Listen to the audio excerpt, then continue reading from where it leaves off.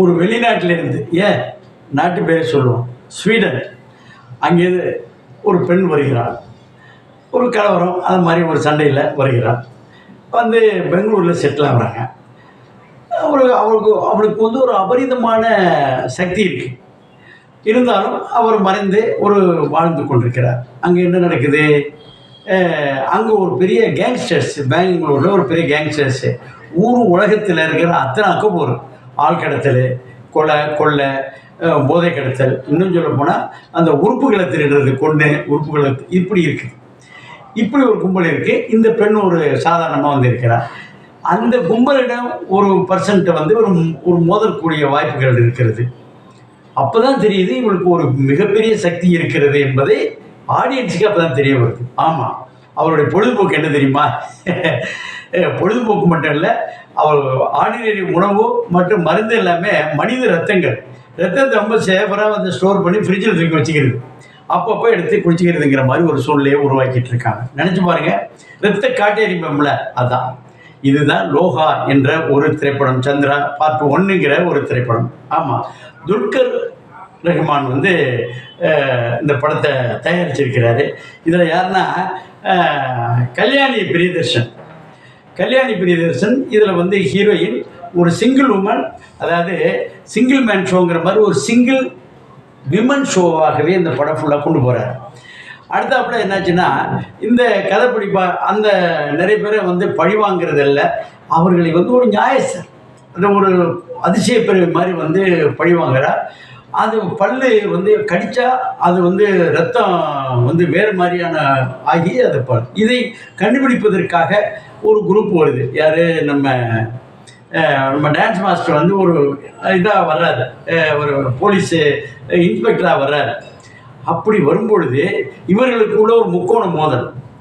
அந்த ஒரு காதலன் என்ற ஒரு பர்சனை வந்து கூடவே வச்சுக்கிட்டு ஒரு காமெடிக்கும் பயன்படுத்துகிறாங்க. இது ஒரு பக்கம்.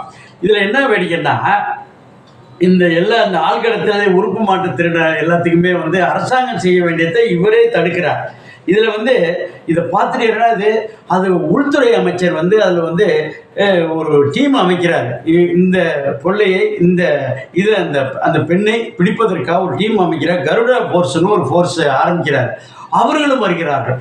எல்லாவற்றிற்கும் மேலாக முட்டி மோதி வெற்றி பெறுவது எப்படின்னா, அவளுக்குள்ள சக்தி எப்படி வந்துச்சு, இதான் இடவேளை. அவர் வந்து ரொம்ப கீழ்நிலை, ரொம்ப விளிம்பு நிலை இருக்கக்கூடிய மக்களை வந்து கொடூரப்படுத்தும் பொழுது, தன்னுடைய தாய் தனக்கு முன்னாலே கொல்லப்படும் பொழுது அவளை காப்பாற்ற முடியாத ஒரு சூழ்நிலையில் இவள் வந்து வாழாக இருந்தபோது திருப்பி ஒரு சூழ்நிலை உருவாகுது, வந்து விட்டாள்.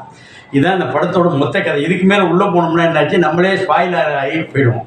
இது என்னாச்சுன்னா, பேய் கதை பார்த்துருப்போம், அடிதடி குத்துவெட்டு இது பார்த்துருப்போம். இது வந்து ஒரு பெரிய ஒரு சூப்பர் லேடி ஒரு பெரிய கும்பலை எப்படி ஒழிக்கிறார், அடிக்கிறார், மோதுகிறார், என்னென்ன யுத்திகளை கையாளுகிறாருங்கிறத பற்றி உள்ள ஒரு படம். இந்த படத்தை யார் பண்ணியிருக்காங்க? ரைட்டர் டைரக்டர் வந்து டோமினிக்கார்னு ஒரு நண்பர், அவர் செஞ்சுருக்கிறாரு. அது மாதிரி கல்யாண் பிரியதர்ஷன் வந்து ஹீரோயினாக பண்ணாலும் நஸ்லின், சந்துரு, சலீம்குமார் இவங்கெல்லாம் பண்ணியிருக்காங்க. இது ஒரு மலையாளத்து படம் என்றாலும் தமிழ் படுத்தும் போது அழகாக பண்ணியிருக்காங்க. இதில் வந்து டிஓபி வந்து நிமிஷா ரவி. அவர் வந்து இந்த சஸ்பென்ஸ் த்ரில்லர் அது மாதிரி ஒரு பேய் படமும் இல்லை, பேய் மாதிரி இருக்கக்கூடிய ஒரு திரைப்படம் தானே. அதுக்கு வந்து எப்படி லைட்டிங் கொடுக்கணும், டோன் ஃபுல்லாகவே செஃபியா டோனில் பண்ணியிருக்காங்க. அது அந்த ஃபீல் கிடைக்கணுங்கிறதுனால பண்ணியிருக்காங்க. அடுத்தாப்புல வந்து மியூசிக் வந்து ஜேக்ஸ் விஜய் பண்ணியிருக்கிறார். அந்த மியூசிக் ஒன்றி போவதற்கும் ஒரு பயத்தை ஊட்ட வேண்டிய என்பதற்காக அது ஒரு தெளிவாக ப்ரெசன்டேஷன் வந்து ரொம்ப நீட்டாக கொடுத்துருக்காரு. 149 நிமிடம் ஓடக்கூடிய அந்த திரைப்படத்தில் ப்ரொடக்ஷன் வந்து யாருன்னாக்கா வே ஃபார் எவர் ஃபிலிம்ஸ், அதான் நம்ம துல்கர் சல்மானுடைய பட கம்பெனி பண்ணியிருக்குது.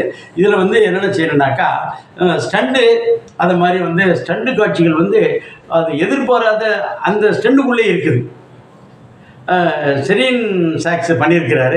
முதல் பாதியில் வந்து கேரக்டர் ப்ரெசன்டேஷன் வழக்கமாக உள்ளதான் பண்ணும்பொழுது, ரெண்டாவது பாதிக்கு முந்தி வந்து எங்கிருந்து வந்தால் இவளுக்கு எப்படி இவ்வளோ சக்தி வந்தது, இந்த அநியாயத்தை எப்படி கேட்குறாங்கிறது தான் அதோடைய இன்னொரு தரப்பாக போயிட்டுருக்கு. இது நீங்கள் வந்து படத்தை இதை பார்க்கறதுக்கு வந்து வீட்டில் பார்க்கலாம். லேட் ஹவர்ஸில் வரும்பொழுது நம்ம அந்த இதில் எல்லாம் பார்க்கலாம், அந்த டெலி ஃபிலிம் லெவலில் பார்க்கலாம். ஆனாலும் தியேட்டரில் பார்த்தா அது கிடைக்கக்கூடிய எஃபெக்ட் இருக்கு பாருங்க. குழந்தைகளாக இருக்கட்டும், பெரியவர்களாக இருக்கட்டும், ஒரு அந்த த்ரில்லு, அந்த சஸ்பென்ஸு தியேட்டரில் இருக்கக்கூடிய எஃபெக்ட் கிடைக்காது. அதனால என்ன செய்யறேனாக்கா, இது அங்கே போனீங்கன்னா குடிப்பதற்கு மருந்தாக அதை பூஸ்டிக்கு எல்லாத்துக்குமே மனித ரத்தத்தை பயன்படுத்துகிறதா பாருங்கள். அது அழகாக பண்ணியிருக்காங்க. தியேட்டரில் போய் பார்க்கறதுக்கு தகுந்த படம். இந்த வார காம்போட சேர்த்துக்கணும். வாழ்த்துக்கள். இந்த வீடியோ உங்களுக்கு பிடிச்சிருந்தா லைக் பண்ணுங்கள், ஷேர் பண்ணுங்கள், கமெண்ட் பண்ணுங்கள், சப்ஸ்கிரைப் பண்ணுங்கள், மறக்காமல் பெல் ஐக்கானை கிளிக் பண்ணுங்கள்.